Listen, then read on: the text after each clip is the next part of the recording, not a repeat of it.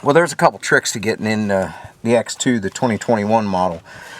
The 2020 model, it was a lot tighter. You know, they expanded the door and the shoulder bolster, they changed it up a little bit. So I'm going to show you a real quick trick. If you have like a X2 or X4 or anything like that, what you'll notice is your shoulder bolster right here. Okay, check us out.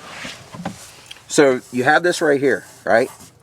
So when you're getting in and out, if you can get in the habit of moving your seat back, like when you get in and get out, okay?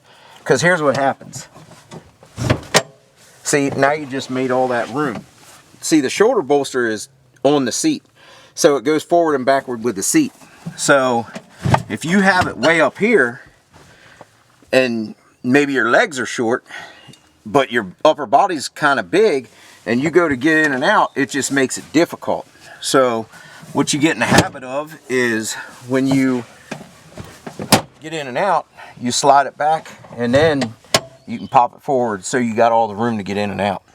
The shoulder bolster is here to help support you while you're driving. You know, you're in some off-camera stuff, and then also if you should happen to lay it over, this is going to keep you in. It's not going to let you fall out of the vehicle or let you touch the side of the trail or rocks or whatever you're on. So the shoulder bolster is a good thing, and it kind of just keeps you in place and protects you.